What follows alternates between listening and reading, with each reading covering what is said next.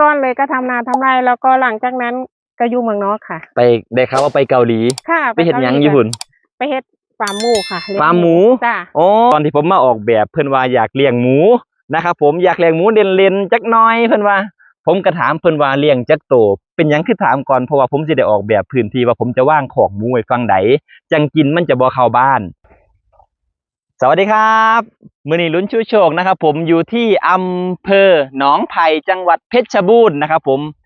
สีมา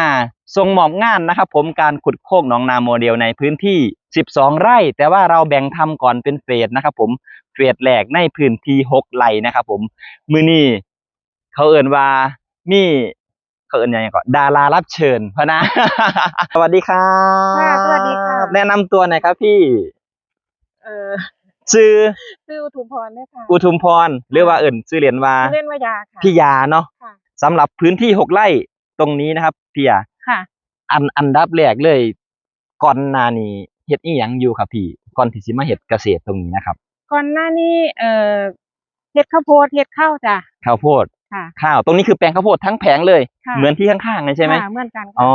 อเราเป็นหยังคือได้เปลี่ยนความคิดมาเฮ็ดแบบนี้ครับพี่ คือตอนนี้อยากเฮ็ดแบบเป็นเกษตรนะคะ ครับ ทำเป็นเกษตรผสมผสานคือปลูกทุกอย่างที่เรากินแล้วก็อยู่ใช้ชีวิตแบบธรรมดา ก็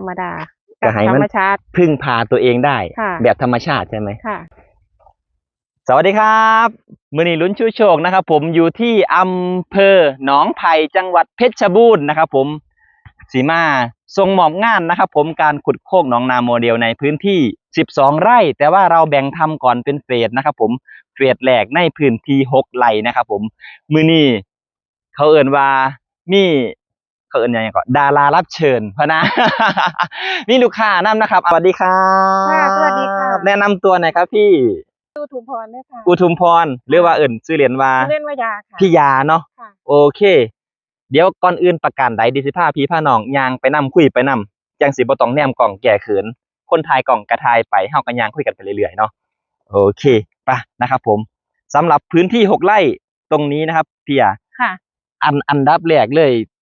ก่อนหน้านี้เฮ็ดอีหยังอยู่ครับพี่ก่อนที่สิมาเฮ็ดเกษตรตรงนี้นะครับ ก่อนหน้านี้เฮ็ดข้าวโพดเฮ็ดข้าวจ้ะ ข้าวโพด ค่ะ ข้าวตรงนี้คือแปลงข้าวโพดทั้งแผงเลย ค่ะ เหมือนที่ข้างๆนั่นใช่ไหม ค่ะเหมือนกัน อ๋ ค่ะ อเราเป็นหยังคือได้เปลี่ยนความคิดมาเฮ็ดแบบนี้ครับพี่ คือตอนนี้อยากเฮ็ดแบบเป็นเกษตรนะคะ ครับ ทำเป็นเกษตรผสมผสานคือปลูกทุกอย่างที่เรากินแล้วก็อยู่ใช้ชีวิตแบบธรรมดา ก็ กับ ให้ ธร มัน รมชาติ พึ่งพาตัวเองได้ ค่ะ แบบธรรมชาติใช่ไหม ค่ะ ค่ะ ก่อนจะมาทำเกษตรเฮ็ดงานอยู่ไสมาก่อนครับ เป็นเฮ็ดอาชีพอีหยังมาก่อน ก่อนสิมาเฮ็ดตรงนี้ คือแต่ก่อนเลยก็ทำนาทำไร่แล้วก็หลังจากนั้นก็อยู่เมืองนอกค่ะ ไปได้ข่าวว่าไปเกาหลี ค่ะ ไปเฮ็ดหยังอยู่พุ่น ไปเฮ็ดฟาร์มหมูค่ะเลี้ยง ฟาร์มหมู จ้ะ อ๋อที่ว่าสิมาเฮ็ดหมูอยู่นี่คือได้องค์ความรู้มาจากทั้งพุ่น จากเกาหลีค่ะ หมูไทยกับหมูเกาหลีสิคือกันอยู่บ่ ก็สิคือกันละ คือที่ตรงนี้วางแผนไว้ว่าจะปลูกต้นไม้จะปลูกของทุกอย่างที่กินทุกอย่างที่ปลูก แล้วก็มีโตวที่สิผลิตเงินก็คือเป็นหมู ค่ะ ก็จะเลี้ยงหมูเล็กๆเนาะ ค่ะ ประมาณกี่ตัวนะ บ่หลายตัวหรอกจ้า100-200นี่ค่ะ ประมาณ100-200ตัวผมสิเว้าเรื่องตลกสู่ฟังครับพี่น้องตอนที่ผมมาออกแบบเพิ่นว่าอยากเลี้ยงหมูนะครับผมอยากเลี้ยงหมูเล่นๆจักหน่อยเพิ่นว่า ผมก็ถามเพิ่นว่าเลี้ยงจักโตเป็นหยังคือถามก่อนเพราะว่าผมสิได้ออกแบบพื้นที่ว่าผมจะวางของหมูไว้ฝั่งใดจังกินมันจะบ่เข้าบ้าน ผมต้องเผื่อพื้นที่ไว้กว้างขนาดใดจังสิพอกับปริมาณหมูเพิ่นตอนแรกผมว่าสิเผื่อไว้จักงานหนึงนะครับผมบอกว่าเลี้ยงหมูหน่อยๆ100-200ตัว เฮาเกือบช็อกนะครับผมกลายเป็นว่าต้องถมที่ตรงนั้นประมาณ1ไร่เนาะ ค่ะหนึ่ง ตอนนี้ ค่ะ แบบถมสวยมากเลยใหญ่ขึ้นไปอย่างงามเลย ค่ะ แล้วตอนนี้คือที่ขุดไปแล้วประมาณเดือนหนึ่งบ่พี่เสร็จถึงเดือนหรือยัง ยังจ้า ยั ยัง ไม่ถึงเดือนเนาะ ไม่ถึงเดือนจ้ะ ไปเรื่อยๆยังบ่ถึงเดือน ยังไม่ทันได้ปลูกอะไรเลย จ้า 00อยู่ตอนนี้ เริ่มนับศูนย์ยังไม่ใช่ศูนย์สิก้าวแรกคืองานขุดเนาะ ค่ะ ก้าวต่อไปวางแผนสิเฮ็ดหยังแน่ครับพี่ยา ปลูกต้นไม้เลี้ยงปลา เลี้ยงปลา ทุกอย่างเลยค่ะ ได้แบ่งเป็นโซนไว้บ่โซนใดเฮ็ดอีหยังแหน่ ก็คือตามร่องน้ำจะปล่อยปลา ตามร่องน้ำสิเป็นปลา ก็ปล่อยหอยเลี้ยงหอย ครับ ค่ะ อ่าฮะ มีกุ้งเราก็เลี้ยงกุ้งไป มี แต่ ทุกอย่างลงได้ค่ะ ร่วมกันไปเลยหรือว่า ค่ะ จะแบ่งชนิดครับ บางครั้งก็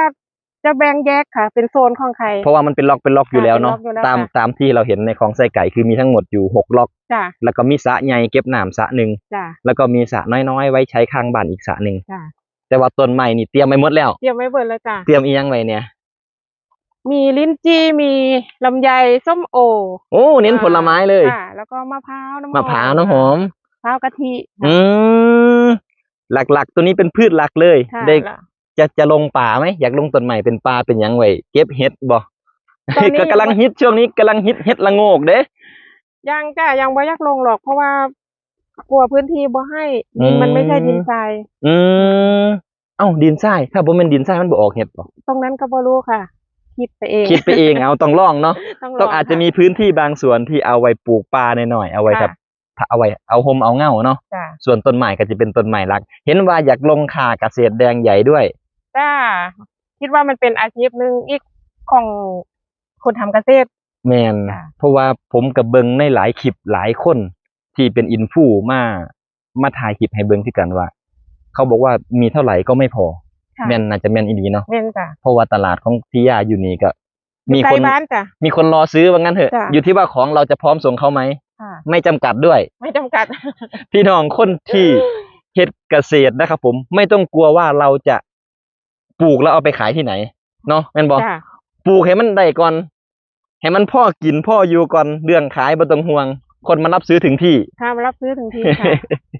แม่นประมาณนี้ ค่ะ แล้วพื้นที่ตรงนี้คิดว่าจะได้สร้างบ้านสร้างหยังบ่ครับพี่ คือมีแปลนไว้ตรงนี้ก็คือสระลูกเล็กนี่ ครับ ทำเป็น อะไรนะ ศาลากลางน้ำบ่ ใช่ค่ะศาลากลางน้ำ เดี๋ยวเราเดินไปทางนู้นกัน มี ดี แป ก ล ว่า นด้วยจ้ะ อ่า